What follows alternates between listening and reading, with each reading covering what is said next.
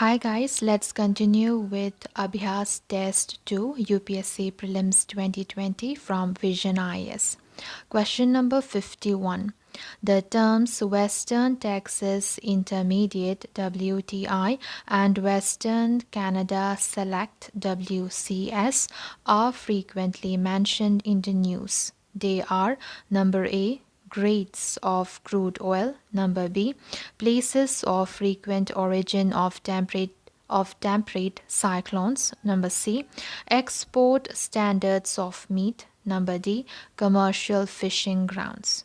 The correct answer is A, that is grades of crude oil.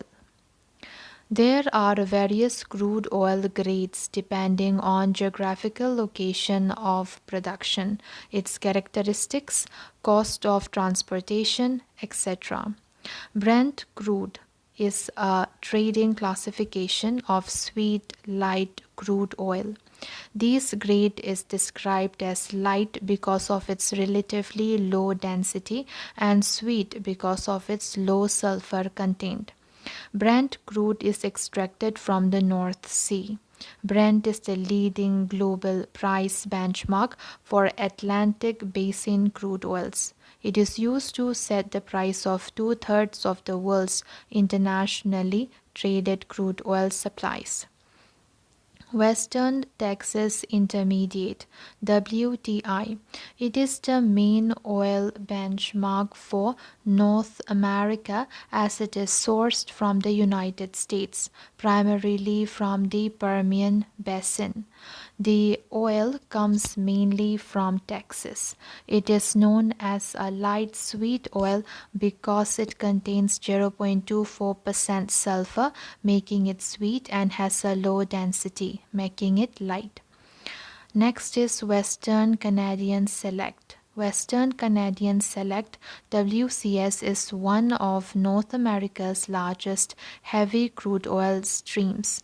It is a heavy blended crude oil composed mostly of bitumen blended with sweet synthetic and condensate dilutes and condensate diluents. So it is a heavy blended crude oil composed mostly of bitumen blended with sweet synthetic and condensate diluents. The Indian crude oil basket is derived from sour grades, Oman and Dubai average, and sweet grade Brent of crude oil processed at Indian refineries in the ratio of 75.50 is to 24.50. It is used for the purpose of macroeconomic calculations as petroleum product prices are linked to their own market. Hence, option A is the correct answer. Now let's come to question number 52. Consider the following statements with respect to the pre-independence judicial system. Number 1. Writ jurisdiction in India was introduced by Pitt's India Act 1784. Number 2. All the high courts pre-independence enjoyed writ jurisdiction. Which of the statements given above is or are correct? The correct answer is D. The correct answer is D, that is neither 1 nor 2 are correct. The origin of writs in India goes back to the Regulating Act 1773, under which a Supreme Court was established at Calcutta by a charter in 1774. A similar charter also established the Supreme Courts of Madras and Bombay with analogous provisions in 1801 and 1823 respectively. These courts were replaced by the High Courts in 1862 under the High Courts Act 1861. Hence, statement 1 is not correct. The High Courts so established enjoyed all the powers which were there with the Supreme Courts, replaced by these courts. Thus, the three presidency high courts inherited the power to issue writs as the successor to the Supreme Court. Other high courts subsequently established did not have these powers because they were newly created and they could not inherit these powers as the presidency high courts did. Hence, statement 2 is not correct. However, the writ jurisdiction of these courts was limited to their original civil jurisdiction, which they enjoyed under Section 45 of the Specific Relief Act 1877. Now let's come to question number 53. Which of the following measures is associated with counter-cyclical fiscal policy? Number A. Decreasing taxes during a recession. Number B. Increasing public expenditure during the boom period. Number C. Decreasing public expenditure during the recession. Number D. Decreasing taxes during the boom period. So the correct answer is A, that is decreasing taxes during a recession. The government's fiscal policy has a big role in stabilizing the economy during business cycles. The two important phases of business cycles are boom and recession. A recession should not be allowed to grow into a deep recession. Similarly, a boom should not explode bigger. Practically, fiscal policy responses using taxation and expenditure can go in two ways in response to the business cycle: counter-cyclical and pro-cyclical. A counter-cyclical fiscal policy refers to a strategy by the government to counter boom or recession through fiscal measures. It works against the ongoing boom or recession trend, thus trying to stabilize the economy. Economic Survey 2019-20 justifies the counter-cyclical fiscal policy which was followed by the government to boost demand. Counter-cyclical fiscal policy during the recession. Recession is a business cycle situation where there is slowing demand and falling growth in the economy. Here, the government's responsibility is to generate demand by fine-tuning taxation and expenditure policies. Reducing taxes and increasing expenditure will help to create demand and producing upswing in the economy. Counter-cyclical fiscal policy during boom. In the case of boom, economic activities will be on upswing. Amplifying the boom is disastrous as it may create inflation and debt crisis, and the government's responsibility here is to bring down the pace of economic activities. Increasing taxes and reducing public expenditure will make boom mild. Hence, option A is the correct answer. Now let's come to question number 54. Arrange the following radiation of the electromagnetic spectrum in decreasing order of the energy. Number 1, visible light. Number 2, microwaves. Number 3, ultraviolet radiation. Number 4, infrared radiation. Select the correct answer using the code given below. So the correct answer is C. The correct answer is C. That is, we have microwaves, then infrared radiation, then visible light, then we have ultraviolet radiation. Electromagnetic radiation is a form of energy that is all around us and makes many forms, such as radio waves, microwaves, X-rays, and gamma rays. Sunlight is also a form of EM energy, but visible light is only a small portion of the EM spectrum, which contains a broad range of electromagnetic wavelengths. EM radiation spans an enormous range of wavelengths and frequencies. The electromagnetic spectrum covers electromagnetic waves with frequencies ranging from below 1 Hz to about 10 to the power 25 Hz, corresponding to wavelengths from thousands of kilometers down to a fraction of the size of an atomic nucleus. Each section of the electromagnetic spectrum has characteristic energy levels, wavelengths, and frequencies associated with its photons. Gamma rays have the highest energy, the shortest wavelength, and the highest frequencies. Radio waves, on the other hand, has the lowest energy, longest wavelength, and lowest frequencies of type of EM radiation. In order from highest to lowest energy, the section of the EM spectrum. So, in order from highest to lowest energy, the sections of the EM spectrum are, namely, we have the gamma rays highest, then X-rays, then ultraviolet radiation, then visible light, then we have infrared radiation and radio waves. Microwaves are a subsection of the radio wave segment of the EM spectrum. Hence, option C is the correct answer. Now, let's come to the next question, that is question number 55. The call educate, agitate, organize was given by. So the call educate, agitate, organize was given by number A. B.R. Ambedkar, number B. Subhash Chandra Bose, number C. C.R. Das, number D. Maulana Abul Kalam Azad. So the correct answer is A, that is B.R. Ambedkar.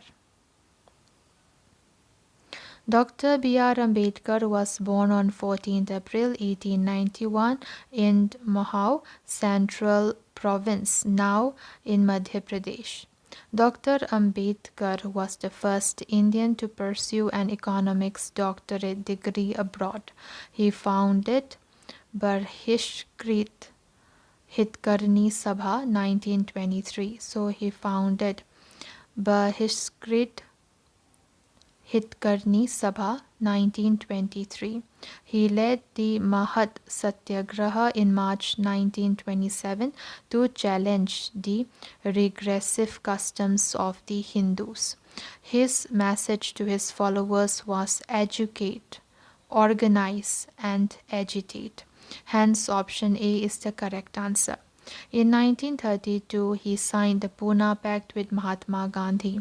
He participated in all three Round Table conferences. In 1936, he established the Independent Labour Party. In 1936, he was elected to the Bombay Legislative Assembly as a legislator, that is MLA. In 1942, he established the All India Scheduled Class Federation. In 1947, Dr. Ambedkar accepted PM Nehru's invitation to become Minister of Law in the first cabinet of independent India. On August 29, 1947, he was appointed chairman of the drafting committee for the new constitution and came to be called as the father of Indian constitution. He resigned from the cabinet in 1951 over differences on the Hindu Code Bill. In 1956, he converted to Buddhism. He passed away on 6th December 1956. Now let's come to question number 56. Consider the following statements with reference to nomination of members to legislative councils. Number 1, a person has to be ordinarily a resident of the state in order to be nominated to the legislative council of the state by the governor. Number 2, courts can't interfere with the governor's decision regarding the appointment to the nominated seat. Number 3, the nomination to the post cannot be done if the remainder of the term of a member in relation to a vacancy is less than 1 year. So the nomination to the post cannot be done if the remainder of the term of a member in relation to a vacancy is less than 1 year. Which of the statements given above is or are correct? So correct answer is C. That is 1 and 3 only. So the statement 1 and 3 are correct. Under Article 171 of the Constitution, the Governor can nominate members having special knowledge or practical experience in literature, science, art, cooperative movement, and social service. The Supreme Court in 1961 held that taking an active part in politics for several years can amount to having experience of social service. So a person with political experience is qualified to be nominated to the Legislative Council. Therefore, courts cannot interfere with the governor's decision even when a political appointment is made to a nominated seat. Hence, statement 2 is not correct.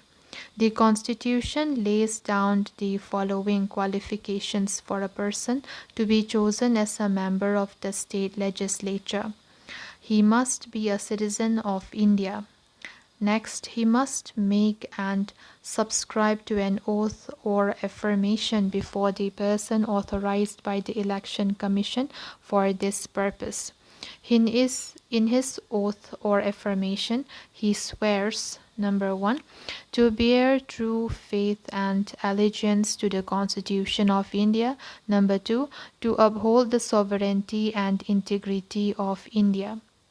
He must be not less than 30 years of age in the case of the Legislative Council and not less than 25 years of age in the case of the Legislative Assembly. He must possess other qualifications prescribed by Parliament. Accordingly, the Parliament has laid down the following additional qualifications in the Representation of People Act 1951. A person shall not be qualified to be chosen to fill a seat in the Legislative Council of a state to be filled by election unless he is an elector for any assembly constituency in that state. So a person shall not be qualified to be chosen to fill a seat in the Legislative Council of a state to be filled by election unless he is an elector for any assembly constituency in that state.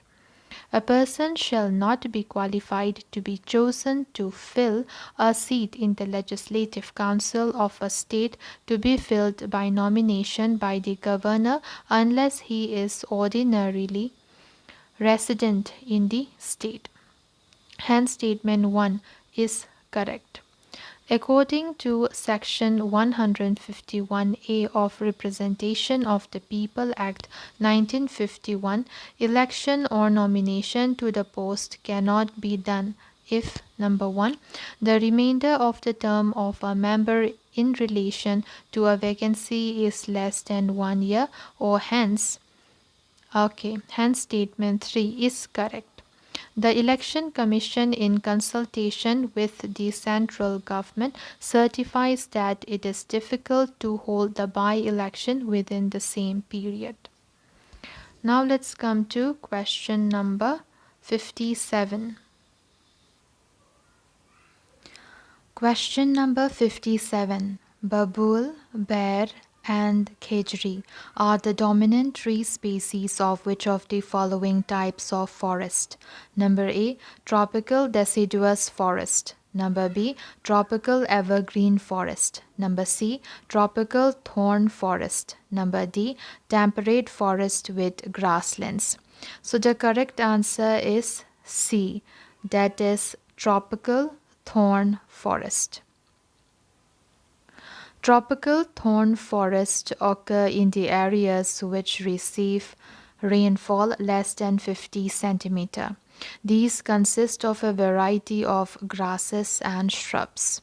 It includes semi-arid areas of southwest Punjab, Haryana, Rajasthan, Gujarat, Madhya Pradesh, and Uttar Pradesh. In these forests, plants remain leafless for most part of the year and give an expression of shrub vegetation. So in these forests, plants remain leafless for most part of the year and give an expression of scrub vegetation. Important species found are babool, bear and wild dead palm, kher, neem, khejri, palas, etc. Tussocky grass grows up to a height of 2 meter as the undergrowth. So this tussocky grass, it grows up to a height of 2 meter as the undergrowth. So the correct answer is C, that is tropical thorn forest. Now let's come to question number 58. With reference to Arya Samaj, which of the following statements is or are correct? Number 1, it was a religious revivalist movement. Number 2, it condemned the caste system based on birth but subscribed to the Chaturvarna system. Number 3, it rejected the study of Western sciences. Select the correct answer using the code given below. So the correct answer is B. The correct answer is B, that is 1 and 2. Statement 1 and 2 are correct. Statement 1 is correct. Arya Samaj movement, a Hindu religious revivalist movement, was an outcome against increasing Western influence on Indian society. It was founded by Swami Dayanand Saraswati in 1875. He regarded Vedas as infallible and gave the slogan, "Go back to Vedas." For him, there was a need for revival of Vedic learning and purity, but not the revival of the Vedic period. He defined 10 principles for Arya Samaj, including the supreme authority of Vedas, promoting material, spiritual, and social well being of masses, dispelling the ignorance, spread of education, and unity of God, who is immortal, creator of universe, and having all the knowledge. The Samaj launched a frontal attack on practices such as idolatry, polytheism, animal sacrifices, belief in charms and spell, the domination of the priestly class, untouchability, and the caste system. The Samaj had the Samaj had inculcated the feeling of self-respect and self-reliance among the people and promoted the sense of nationalism. Statement 2 is correct. Arya Samaj had strongly condemned the caste system based on birth, but it had subscribed the Vedic notion of four-varna system, that is Chaturvarna, in which a person was not born in any of the Varna but was identified as Brahmin, Kshatriya, Vaishya and Sudra according to the occupation followed by him. Statement 3 is not correct. Though this movement was against the Western influence on Hindu society, it accepted the importance of studying Western science. Perhaps the most important achievement for the Samaj came in the field of education. Dayanand Anglo-Vedic schools were opened across the country. The first DAV school was opened in 1886 in Lahore. The education imparted in DAVs combined the best of modern science and classical Indian studies. The other important leaders of the Samaj were Lala Hansraj, Lala Lajpat Rai, and Pandit Guru Dutt. The orthodox stream of Samaj set up the Gurukul Pathshala in Haridwar in 1902. Next, we have question number 59. Consider the following statements. Number 1. Any amendment to the list of scheduled tribes can be done through an act of parliament only. Number 2.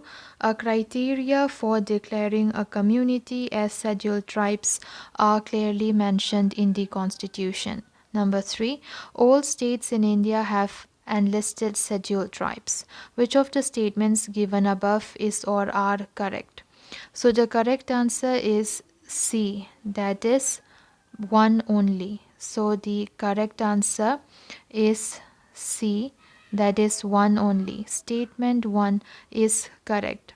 The term scheduled tribes are defined in the Constitution of India under Article 366 as such tribes or tribal communities or parts of groups within such tribes or tribal communities as are deemed under Article 342 to be scheduled tribes. Article 342 prescribes the procedure to be followed in the matter of specification of scheduled tribes. In terms of Article 342, the President may, with respect to any state or union territory, and where it is a state, after consultation with the governor thereof, notify tribes or tribal communities or parts thereof as scheduled tribes. Any further amendment in the list is to be done through an act of parliament only. Parliament may, by law, include in or exclude from the list of scheduled tribes any tribe or tribal community or parts thereof. The list of scheduled tribes is state-specific. In other words, a community declared as a scheduled tribe in one state need not be so in another. Hence, statement 1 is correct. The criteria generally adopted for the specification of a community as a scheduled tribe are: number 1, indications of primitive traits; number 2, distinctive culture; number 3, the shyness of contact with the community at large; and number 4, geographical isolation, that is backwardness. There are not spelled out. Okay, so these are not spelled out in the Constitution but have become well established. They take into account the definitions in the 1931 census, the reports of the first Backward Classes Commission, Kalelkar Committee, 1955, the Advisory Committee on the Revision of SC/ST List, Lokur Committee, etc. Hence, statement 2 is not correct. There are over 700 tribes, with many of them overlapping in more than one state, as notified under Article 342 of the Constitution of India, spread over different states and union territories of the country. It is worth noting that no community has been specified as a scheduled tribe in relation to the states of Haryana and Punjab and the union territories of Chandigarh, Delhi, and Puducherry. Hence, statement 3 is not correct. Now let's come to question number 60. Consider the following statements about the exclusive economic zone of India. Statement 1. All resources of the exclusive economic zone of India are vested in the respective state governments. Number 2. The limits of the exclusive economic zone of India can be altered by executive action alone. Which of the statements given above is or are correct? So the correct answer is D, that is neither 1 nor 2. So none of the statements are correct. Statement 1 is not correct. According to Article 297 of the Indian Constitution, all lands, minerals, and other things of value underlying the ocean, within the territorial waters or the continental shelf or the exclusive economic zone of India, shall vest in the Union and be held for the purposes of the Union. All other resources of the exclusive economic zone of India shall also vest in the Union and be held for the purposes of the Union. The limits of the territorial waters, the continental shelf, the exclusive economic zone, and other maritime zones of India shall be such as may be specified from time to time by or under any law made by Parliament. The central government may, whenever it considers necessary so to do, having regard to international law and state practice, alter by notification in the official gazette the limit of the exclusive economic zone. No notification shall be issued unless resolutions approving the issue of such notification are passed by both houses of parliament. Hence statement 2 is not correct. In the exclusive economic zone, the Union has number 1 sovereign rights for the purpose of exploration, exploitation, conservation, and management of the natural resources, both living and non living, as well as for producing energy from tides, winds, and currents. Number 2, exclusive rights and jurisdiction for the construction, maintenance, or operation of artificial islands, offshore terminals, installations, and other structures and devices necessary for the exploration and exploitation of the resources of the zone, or for the convenience of shipping, or for any other purpose. Number 3, exclusive jurisdiction to authorize, regulate, and control scientific research.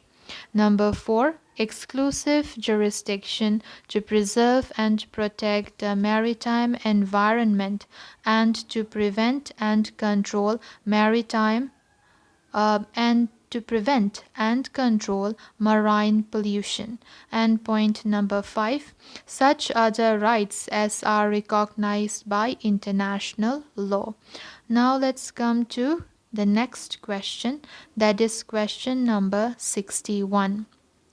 Consider the following pairs with reference to Bhakti saints and their compositions. On one side we have saints, on the other side we have associated with the composition. Number 1 we have Tukaram, Abhangas. Number 2 Basavana, Vak.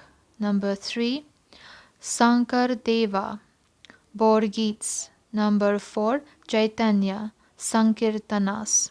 Which of the pairs given above are correctly matched? So the correct answer is C. The correct answer is C, that is 1, 3 and 4. They are correct. So for Tukaram it is Abhangas, Sankardeva, Borgits. Number 4 Chaitanya, Sankirtanas. The Bhakti movement was the outcome of rigidity in religion and the objects of worship. The Bhakti movement's saints and teachers belong to various backgrounds but mainly from the lower caste. They strongly preach the need for tolerance among humans and religions. Various bhakti saints have used music to express their bhakti, and their compositions and literature are known by specific names as stated below. We have Bhakti saint and their compositions. The first Bhakti saint is Lal Det Vak. Then for Chaitanya Swami it would be Sankirtanas. For Kabir it would be Bijak, Dohe. Then for Sankar Deva it would be Borgits. For Basavana it would be Vachanna. Then for Tukaram Iknath it would be Abhangas. So pairs 1, 3 and 4 are correctly matched. Now let's come to question number 62. In the context of ancient Indian philosophy, consider the following statements. Statement 1. According to Sankaracharya's Vedanta philosophy, Brahma is the ultimate reality and everything else is unreal. Statement 2. The yoga school advocates salvation through both meditation and physical application. Number 3. The concept of avatar or incarnation of Vishnu was put forward by the Rig Veda. Which of the following statements given above is or are correct? The correct answer is B. That is 1 and 2 only. So the statement 1 and 2 are correct. The Vedanta philosophy is traced to the earlier Upanishads. Two of its famous proponents are Sankaracharya and Ramanuja. According to the Sankaracharya's Advaita Vedanta philosophy, Brahma is the ultimate reality and everything else is unreal, that is Maya. The self, soul, or Atma is identical with Brahma.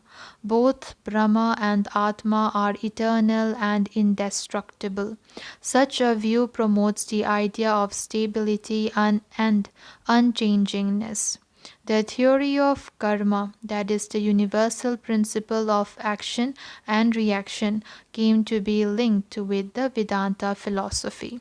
It means that in his present birth, a person has to bear the consequences of his actions performed in his previous birth. Hence, statement 1 is correct. According to the yoga school, a person can attain salvation through meditation and physical application. The practice of control over pleasures, senses, and bodily organs is central to this system. In order to attain salvation, physical exercises in various postures called asana are prescribed, and breathing exercise called pranayama is recommended. Hence, statement 2 is correct. The 10 incarnations of Vishnu, or the concept of the incarnation of Vishnu, is not mentioned in the Rig Vedas, although Vishnu is mentioned in it alongside other gods such as Indra. In the Rig Veda, Vishnu is mentioned as a solar deity. The doctrine of incarnation of Vishnu came much later as a part of the Bhagavad cult. It was propounded by Ramanuja, and incarnation also featured in Bhagavad Gita. Hence, statement 3 is not correct. Now let's come to question number 63. Consider the following statements regarding Preston's rule. Statement 1. Proclamation approving Preston's rule can be passed only in Lok Sabha. Number 2. The Parliament can delegate the power to make laws for the state to the President. Number 3. Presidential proclamation imposing Preston's rule was subjected to judicial review in the Minerva Mills versus Union of India case. Which of the statements given above is or are correct? The correct answer is C. That is 2 only. So the statement 2 only. Statement 2 is correct. The President's rule, also known as state emergency or constitutional emergency, can be proclaimed under Article 356 on 2 grounds. One mentioned in Article 356 itself and another in Article 365. A proclamation imposing President's rule must be approved by both the Houses of Parliament within 2 months from the date of its issue. If approved by both the Houses of Parliament, the President's rule continues for 6 months. It can be extended for a maximum period of 3 years with the approval of the Parliament every 6 months.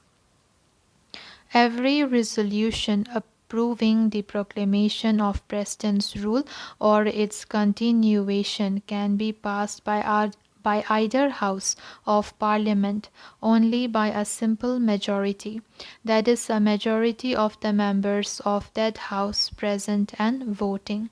Hence, statement 1 is not correct.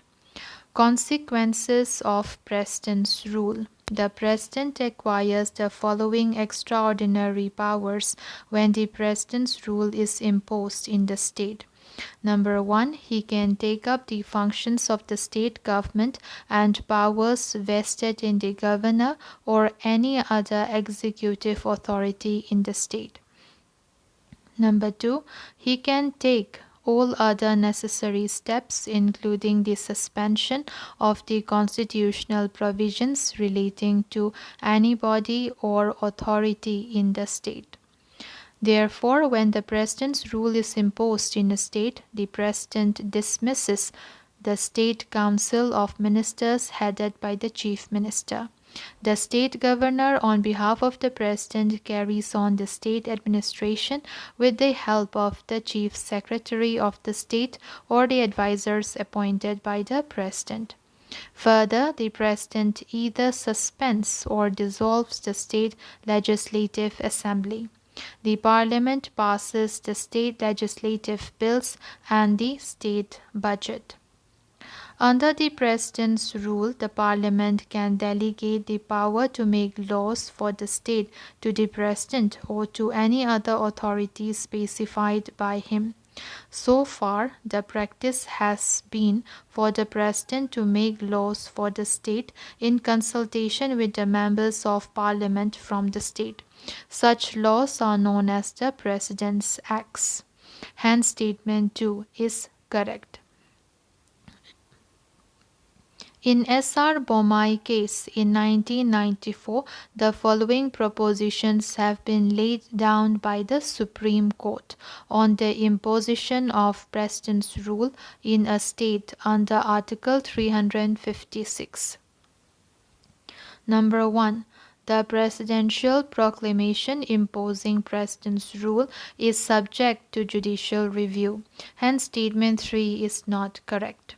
Number 2, the satisfaction of the President must be passed on. Okay, so the satisfaction of the President must be based on the relevant material. The action of the President can be struck down by the court if it is based on irrelevant or extraneous grounds, or if it was found to be malefied or perverse. Number 3.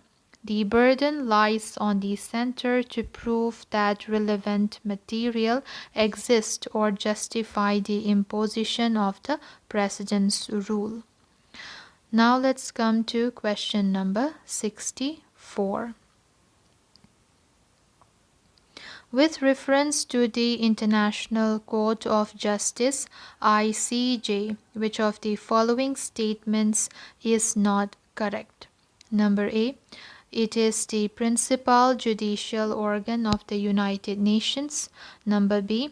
It acts as an appeal court for international tribunals dealing with intergovernmental disputes. Number C. It has no jurisdiction to try individuals accused of war crimes or crimes against humanity. Number D. The judgments delivered by the court in disputes between states are binding upon the parties concerned. So the incorrect answer is B. The incorrect answer is B. That is, the acts as an appeal court. So it acts as an appeal court for international tribunals dealing with intergovernmental disputes. The International Court of Justice, ICJ, is the principal judicial organ of the United Nations. It was established by the United Nations Charter, which was signed in 1945 and began work in 1946 in The Hague, Netherlands. Hence, option A is correct. The court, which is composed of 15 judges, has a twofold role. Number 1, to settle in accordance with international law legal disputes between states submitted to it by them. Number 1, to settle in accordance with international law legal disputes between states submitted to it by them, and number 2, to give advisory opinions on legal matters referred to it by duly authorized United Nations organs and specialized agencies. Only states are eligible to appear before the court in contentious cases. The court has no jurisdiction to deal with applications from individuals, non-governmental organizations, corporations, or any other private entity. It cannot provide them with legal advice or help them in their dealings with national authorities. The ICJ has no jurisdiction to try individuals accused of war crimes or crimes against humanity. Hence, option C is correct. The court can only hear a dispute when requested to do so by one or more states. It cannot deal with a dispute on its own initiative. Neither is it permitted under its statute to investigate and rule on acts of sovereign states as it chooses. The court is not a supreme court to which national courts can turn. It does not act as a court of last resort for individuals, nor is it an appeal court for any international tribunals. It can, however, rule on the validity of arbitral awards. Hence, option B is not correct. Judgments delivered by the court or by one of its chambers in disputes between states are binding upon the parties concerned. Judgments are final and without appeal. If there is a dispute about the meaning or scope of a judgment, the only possibility is for one of the parties to make a request to the court for an interpretation. Hence, option D is correct. So the incorrect answer is B. Now let's come to question number 65. Arrange the following events in chronological order. Number 1. Tipu Sultan's death in the Battle of Seringapatam. Number 2. Introduction of permanent settlement. Number 3. Publication of India's first newspaper, that is Bengal Gazette. Select the correct answer using the code given below. The correct answer is C. The correct answer is C. So the first event would be publication of India's first newspaper, Bengal Gazette. Number 2, introduction of permanent settlement. And the last would be Tipu Sultan's death in the Battle of Seringapatam. Battle of Seringapatam, or the Siege of Seringapatam, was fought in the year 1799, in which Tipu Sultan commanded the Mysore army comprising 33,000 infantry and 15,000 cavalry and rocketmen. The British captured the fortress of Seringapatam. Tipu Sultan was killed in the fight. The permanent settlement, also called as the Permanent Settlement of Bengal, was introduced by Lord Cornwallis in 1793. It was an agreement between the British East India Company and the landlords of Bengal to settle the land revenue to be raised. James Augustus Hickey's Bengal Gazette, or the original Calcutta General Advertiser, was an English-language weekly newspaper published in Kolkata, the capital of British India. It was published for the first time in the year 1780, and its last issue was published in the year 1782. Hence, the correct chronological sequence is 3, then 2, then 1.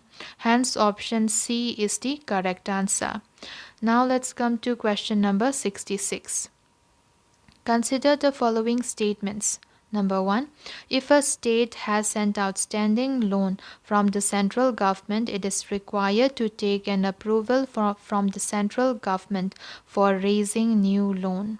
Number 2. Market followings are the Number 2, market borrowings are the major component used to finance the fiscal deficit of the states. Which of the statements given above is or are correct? So the correct answer is C. That is, both the statements are correct. So statement 1 and statement 2 are correct. Statement 1 is correct. State market borrowings are finalized based on consultations between the center and the state governments and managed by the Reserve Bank of India, that is RBI. In the spirit of cooperative federalism and in order to bring in the transparency and predictability in the open market borrowings, that is OMBs, by these states, the central government has simplified the consent mechanisms for OMBs under Article 293, Clause 3 of the Constitution. Article 293, Clause 3 states that a state may not, without the consent of the Government of India, raise any loan if there is still outstanding any part of a loan. So a state may not, without the consent of the Government of India, raise any loan if there is still outstanding any part of a loan which has been made to the state by the Government of India or by its predecessor government, or in respect of which a guarantee has been given by the Government of India or by its predecessor government. Recently, the central government has allowed 28 states to cumulatively borrow up to rupees 3.2 lakh crore from the open market in the first 9 months of this fiscal year. This means that the states would borrow the total amount in April itself if required to meet their expenses related to the COVID-19 outbreak. In a letter dated March 23, the Finance Ministry asked the Reserve Bank of India to make the necessary arrangements in consultation with the states to raise up to 50% of their net borrowing. RBI had stated that SDLs in India are fiscal sovereigns as they can raise resources through taxation. Further, SDLs are issued and traded in the markets very similar to that of central government securities. SDLs are eligible as collateral for borrowing through repo and borrowing from the RBI's liquidity adjustment facility. Statement 2 is correct. Market borrowings have emerged as a vital source of financing the resource gaps of state governments. The borrowing channels for state government include loans from the center, open market borrowings, special securities issued to National Small Savings Fund, that is NSSF, loans from banks and financial institutions, state provident funds, deposits and advances, and own reserves. The debit, okay. So the borrowing channels for state government include loans from the center, open market borrowings, special securities issued to National Small Savings Fund, that is NSSF, loans from banks and financial institutions, state provident funds, deposits and advances, and own reserves. The debt composition to meet state deficit has been through an increase in market borrowing. Of the state government's outstanding debt, market borrowings constituted 58.20% at end March 2019. Loans from banks and financial institutions have stagnated at around 4%, while the share of the National Small Savings Fund, that is NSSF, is declined from 19.8% to 9.8% for the period from financial year 2013-14 to financial year 2018-19. For the same period, loans and advances from the center and public accounts items are also declining from 5.9% in financial year 2013-14 to 4% in financial year 2018-19. Now let's come to the next question, that is question number 67. Consider the following statements. Number 1. Speaker has the power to suspend members of the Lok Sabha, while Chairman does not have the power to suspend members of Rajya Sabha. The power to revoke the suspension of the members shall lie only with the respective houses and not with the presiding officers. Which of the statements given above is or are correct? So the correct answer is C. That is both 1 and 2. So both the statements are correct. Recently, 7 Congress members were suspended in March 2020 for unruly behavior in the Lok Sabha. The motion was passed by a voice vote. The general principle is that it is the role and duty of the Speaker of Lok Sabha to maintain order so that the House can function smoothly. This is a daunting task even at the best of times. In order to ensure that proceedings are conducted in the proper manner, the Speaker is empowered to force a member to withdraw from the House, that is for the remaining part of the day, or to place him or her under suspension. Rule number 373 of the Rules of Procedure and Conduct of Business says, the Speaker, if it is of the opinion that the conduct of any member is grossly disorderly, may direct such member to withdraw immediately from the House, and any member so ordered to withdraw shall do so forthwith and shall remain absent during the remainder of the day's sitting. To deal with more recalcitrant members, the Speaker may take a recourse to Rules 374 and 374A. Rule 374 says, number 1. The Speaker may, if deems it necessary, name a member who disregards the authority of the chair or abuses the rules of the House by persistently and willfully obstructing the business thereof. Number 2. If a member is so named by the Speaker shall, on a motion being made forthwith, put the questions that the member naming such member be suspended from the service of the House for a period not exceeding the remainder of the session, provided that the House may at any time, on a motion being made, resolve that such suspension be terminated. Number 3. A member suspended under this rule shall forthwith withdraw from the precincts of the House.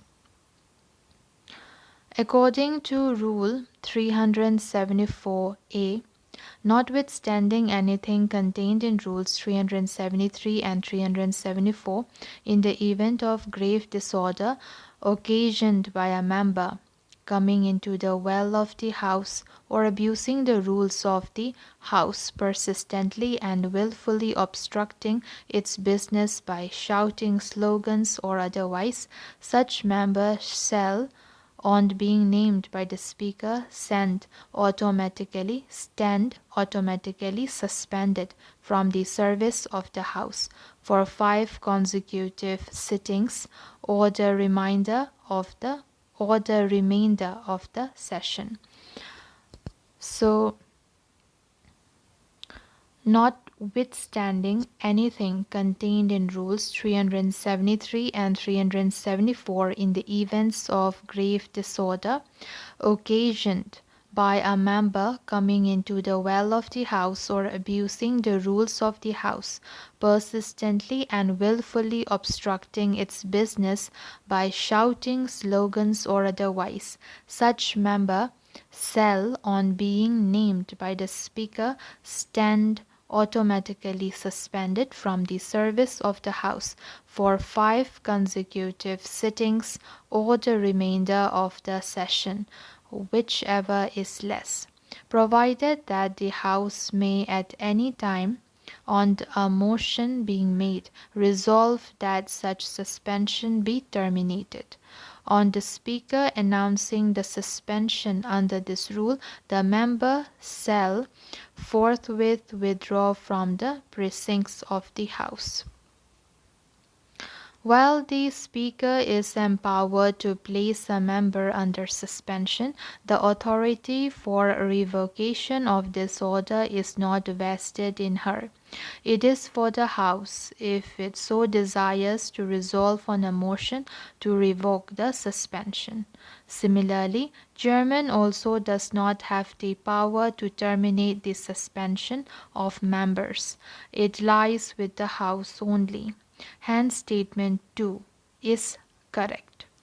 Like the Speaker in Lok Sabha, the Chairman of the Rajya Sabha is empowered under Rule number 255 of its rule book to direct any member whose conduct is, in his opinion, grossly disorderly to withdraw immediately from the House. Any member so ordered to withdraw shall do so forthwith and shall absent himself during the remainder of the day's meeting. The Chairman may name a member who disregards the authority of the Chair or abuses the rules of the Council by persistently and wilfully obstructing business. In such a situation, the House may adopt a motion suspending the member from the service of the House for a period not exceeding the remainder of the session. The House may, however, by another motion terminate the suspension. Unlike the Speaker, however, the Rajya Sabha Chairman does not have the power to suspend a member. Hence, statement 1 is correct. Now let's come to question number 68. Which of the following statements is not correct with respect to gravitational waves? So, not correct. Number A, they were predicted by Einstein's general theory of relativity. Number B, they are generated when two black holes emerge into each other. Number C, gravitational waves squeeze and stretch anything in their path as they pass by. Number D, their speed of propagation is much higher than the speed of light. So the correct answer is D. That is, their speed of propagation is much higher than the speed of light. So this is wrong. Gravitational waves are disturbances in the curvature of space-time generated by accelerated masses that propagate as waves outward from their source at the speed of light. They were proposed by Henry Poincare in 1905 and subsequently predicted in 1916 by Albert Einstein on the basis of his general theory of relativity. Gravitational waves transport energy as gravitational radiation, a form of radiant energy similar to electromagnetic radiation. Newton's law of universal gravitation, part of classical mechanics, does not provide for their existence. Einstein predicted that something special happens when two bodies, such as planets or stars, orbit each other. He believed that this kind of movement could cause ripples in space. These ripples would spread out like the ripples in a pond when a stone is tossed in. Scientists call these ripples of space as gravitational waves. Gravitational waves are invisible, however, they are incredibly fast.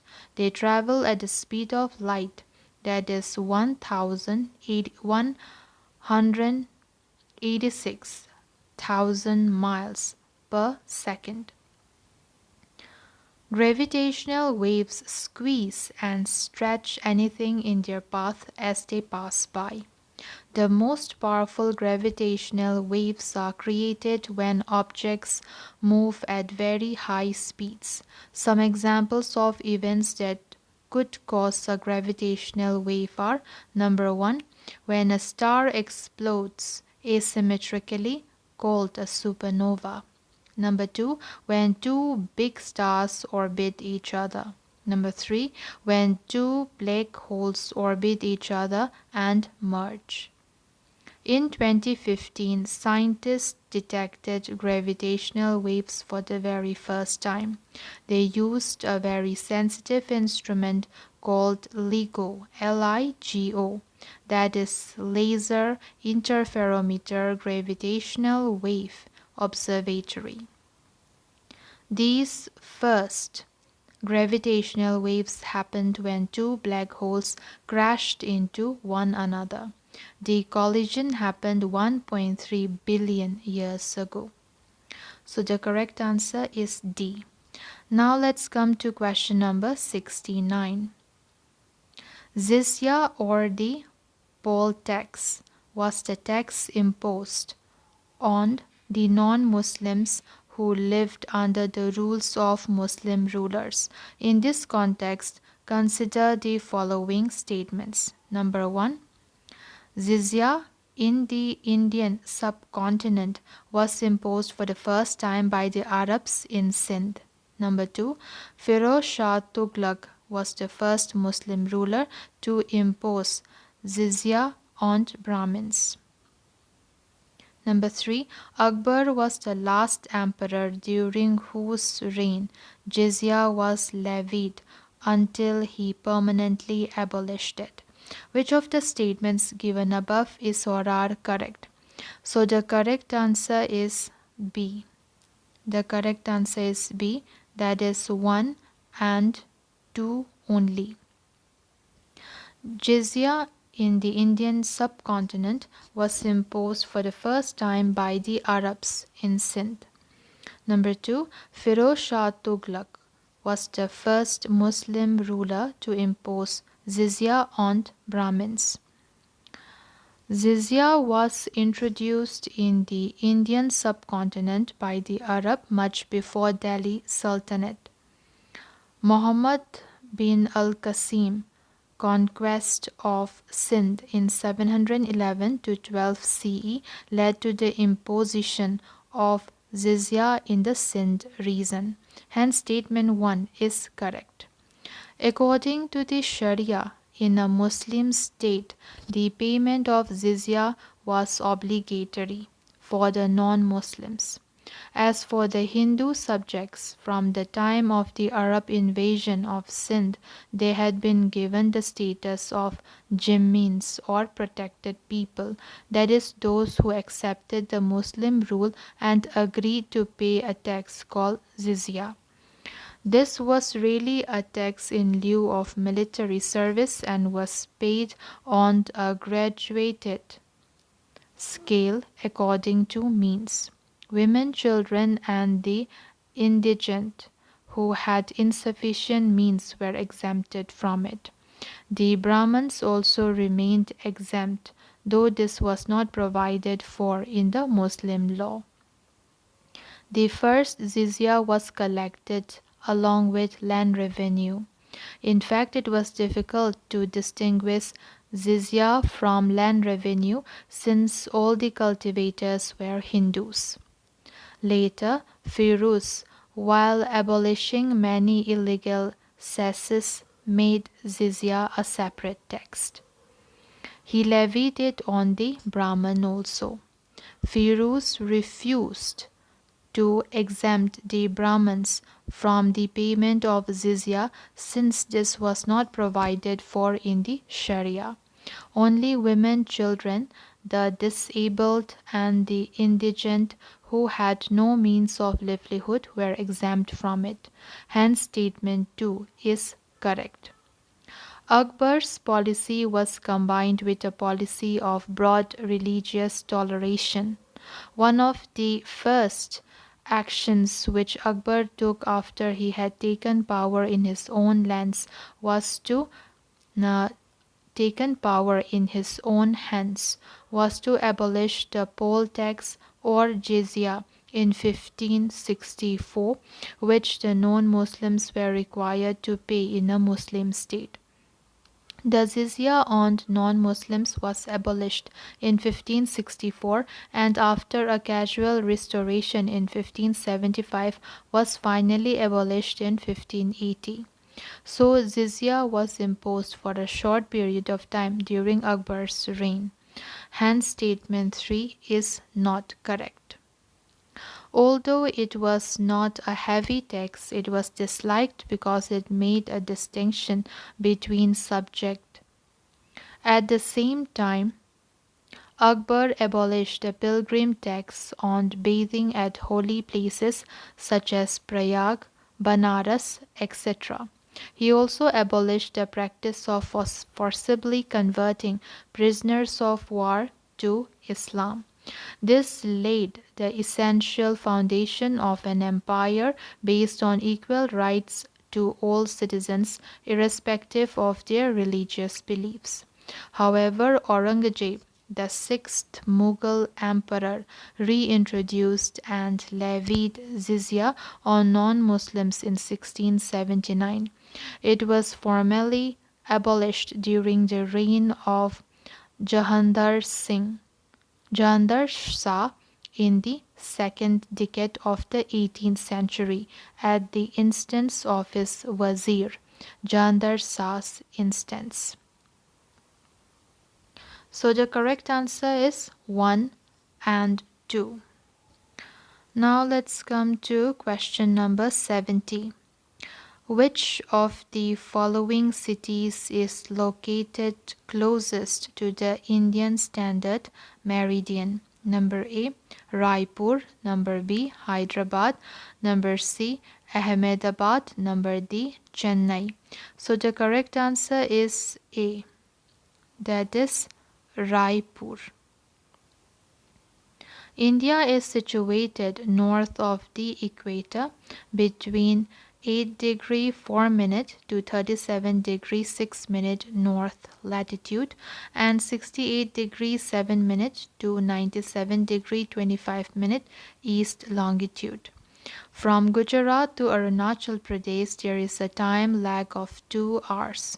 Hence, time along the standard meridian of India, that is 82° 30' east, passing through Mirzapur in Uttar Pradesh, is taken as the standard time for the whole country.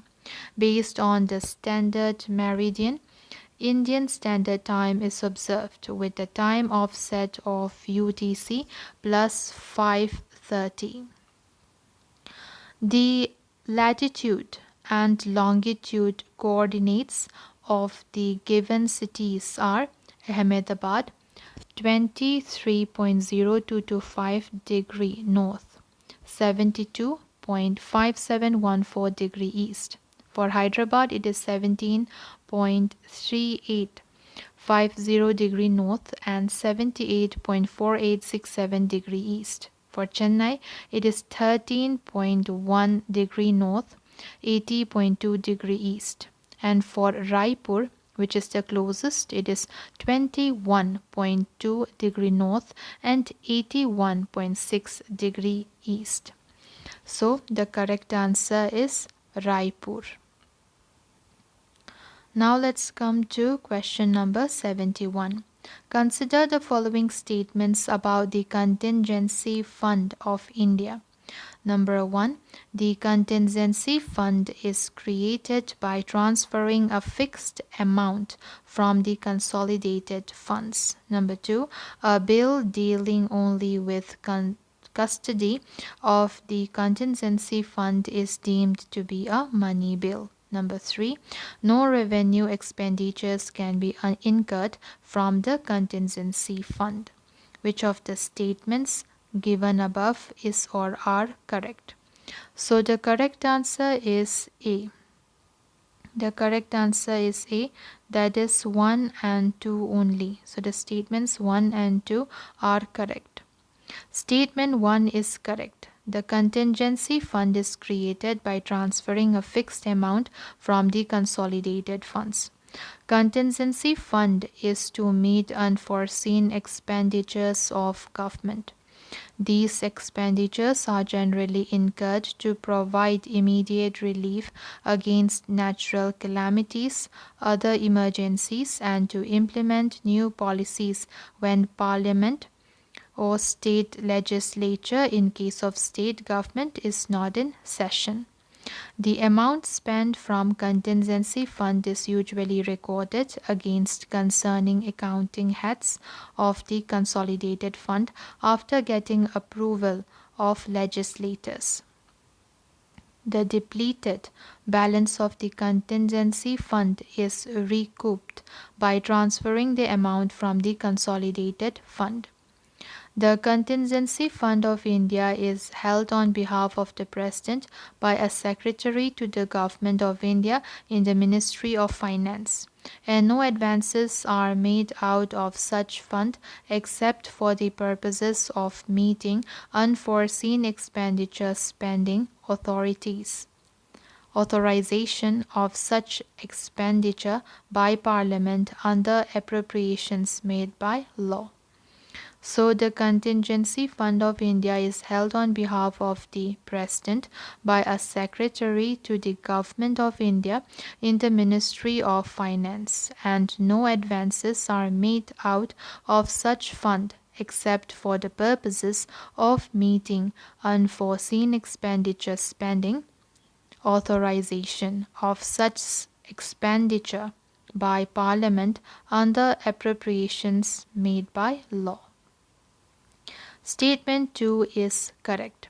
A bill shall be deemed to be a money bill if it contains only provisions dealing with all or any of the following matters, namely, number 1, the imposition, abolition, remission, alteration, or regulation of any tax.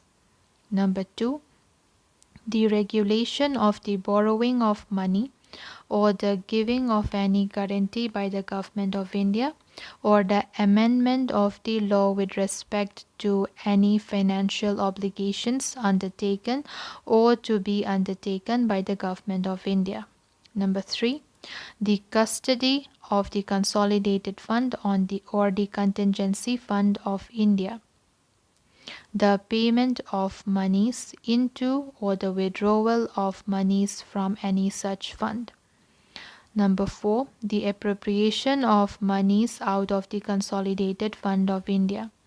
Number 5, the declaring of any expenditure to the expenditure charged on the Consolidated Fund of India, or the increasing of the amount of any such expenditure. Number 6, the receipt of money on account of the Consolidated Fund of India or the public account of India, or the custody or issue of such money, or the audit of the accounts of the Union or of a state.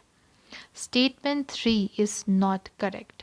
The amount spent from contingency fund can be further categorized as revenue and capital expenditure. Usually the government revenue expenditure is more than government capital expenditure. The percentage of revenue expenditure out of the total amount spent from the contingency fund was 53% to 99% in the year 1995-96 to 1999 to 2000. Whereas the percentage of capital expenditure out of total contingency expenditure was 1% to 11% in 1995-96 to 1999-2000. In 2000-2001, capital expenditure became more than revenue expenditure. In that year, the percentage of capital expenditure became 53% out of the total expenditure contingency fund. So the correct answer is 1 and 2 only. Question number 72. Consider the following statements with respect to ad valorem taxes and specific taxes. Number 1. Ad valorem taxes are levied based on the determined value of the item being taxed, whereas specific taxes are levied for each unit of a good or services sold. Statement 2. Goods and services tax, that is GST, in India is payable on the ad valorem basis. Which of the statements given above is or are correct? So the correct answer is C. That is both 1 and 2. So both the statements are correct. Ad valorem tax. It is a tax imposed on the basis of the monetary value of the taxed item. The Latin phrase ad valorem means according to value. All ad valorem taxes are levied based on the determined value of the item being taxed.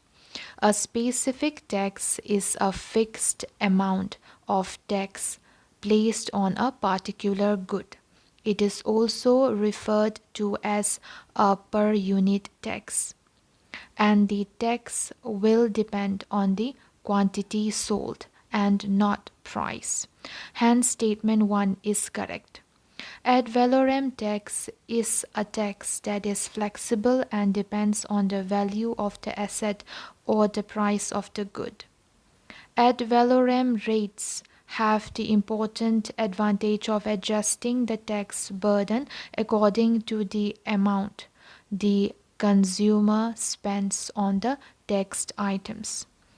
In GST, tax is payable on an ad valorem basis, that is percentage of the value of the supply of goods or services.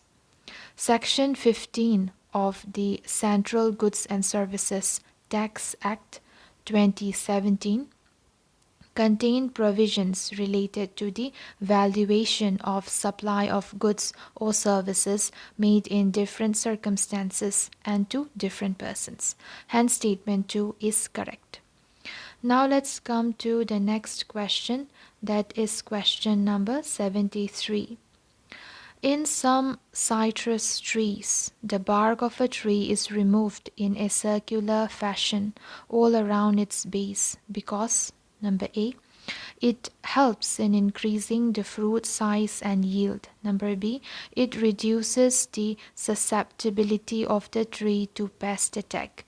Number C, it reduces the water loss of the tree in transpiration. Number D, it prohibits birds from pecking the tree and forming nest in the trunk. So the correct answer is A. That is, it helps in increasing the fruit size and yield. Griddling is implemented in citrus production in many countries around the world and for various objectives. This practice causes interruption of phloem transport from the leaves to the roots, which results in increased assimilate availability at the canopy, which consequently increases fruit size, fruit set, and final yield and fruit quality. Griddling involves cutting out a thin strip of bark from around the trunk or branches. This type of girdling interrupts. So these type of girdling interrupts the flow of carbohydrates down the tree, making more food available for fruit growth. The technique should only be used for certain fruit trees. Girdling for fruit production can result in bigger peaches and nectarines or citrus fruits, more fruit per tree, and an earlier harvest. However, repeated girdling has a negative long-term effect on tree vigor and longevity. Question number 74. With reference to the cultural model of conservation among different tribes of India, consider the following pairs. We have tribe on the one side and on the other side we have protected animal or bird. Number 1, Chanchus of Andhra Pradesh, hornbill. Number 2, Maldharis of Gujarat, lion. Number 3, Nishis of Arunachal Pradesh, rhinoceros. Which of the pairs given above is not correctly matched? So not correctly matched. The correct answer would be C, that is 1 and 3. So 1 and 3 are not correctly matched. Cultural model of conservation is based on the respect for the rights of indigenous people and other bearers of traditional knowledge and prevents social conflicts.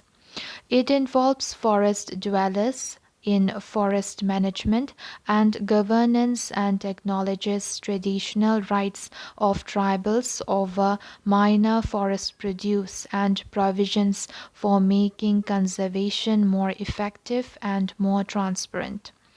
Application by cultural model of conservation in different tribes of India. The first one we have is Vishnoi tribe of Rajasthan.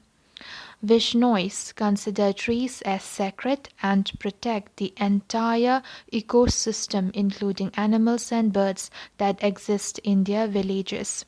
The tribe has organized their own tiger force, which is a brigade of youth actively pursue wildlife protection. Next, we have Chanchu tribe of Andhra Pradesh. They are involved in tiger conservation at Nagarjuna Sagar, Sri Selal, Sri Selam. Okay, so Nagarjuna Sagar, Sri Selam Tiger Reserve, and STR.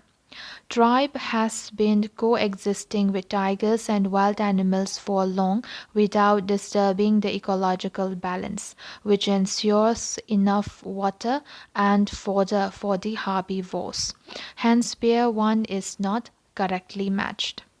Next, we have Maldhari tribe in Junagadh, Gujarat. The success of lion conservation in the Gir forest area is due to peaceful coexistence of tribe with lions. Hence, pair 2 is correctly matched. Next, we have Bugun Tribe of Arunachal Pradesh. The tribe, using community-led conservation initiatives and traditional knowledge, helped to protect the critically endangered bird Bugun Leochichla. So the bird name is Bugun Leochichla. For its efforts, Sinjung Bugun Community Reserve. So for its efforts, Singchung Bugun Community Reserve won the India Biodiversity Award 2018. Next we have Nisi tribe of Arunachal Pradesh in conserving hornbills in the Pake or Pakhui Tiger Reserve. Recently, government of Arunachal Pradesh declared the Pake Paga Hornbill Festival, that is PBHF, the state's only conservation festival as a state festival. Hence, pair 3 is not correctly matched. Now let's come to question number 75. Consider the following statements with reference to the UNESCO World Heritage Site in India. Number 1. Kanchenjunga National Park is the only mixed, that is natural and cultural, UNESCO World Heritage Site in India. Number 2. Old Delhi is the only UNESCO World Heritage City in India. Number 3. Charminar in Hyderabad is a UNESCO World Heritage Site. Which of the statements given above is or are correct? So the correct answer is C. That is 1 only. So only statement 1 is correct. A World Heritage Site is a landmark or area selected by the United Nations Educational, Scientific and Cultural Organization, that is UNESCO, for having cultural, historical, scientific or other forms of significance, which is legally protected by international treaties. The sites are judged to be important for the collective and preservative interest of humanity. Currently, there are 38 UNESCO World Heritage Sites in India. So, there are 38 UNESCO World Heritage Sites in India. Kanchenjunga National Park is the only mixed, that is natural and cultural, UNESCO World Heritage Site in India. It became a part of the UNESCO World Heritage List in the year 2016. Hence, statement 1 is correct. There are only 2 Indian cities which are listed as World Heritage Sites cities. They are the historic city of Ahmedabad, declared in 2017, and Jaipur city in Rajasthan, declared in 2019. Old Delhi is not a World Heritage City, hence statement 2 is not correct. So the World Heritage City, it would be Ahmedabad and Jaipur city. Next, we have Delhi has the following sites in the list of World Heritage Sites. That would be Humayun's tomb, Qutub Minar and its monuments, and we have the Red Fort complex. Telangana and Andhra Pradesh have no World Heritage Sites. Charminar is not a UNESCO World Heritage Site. Hence, statement 3 is not correct. So, only statement 1 is correct.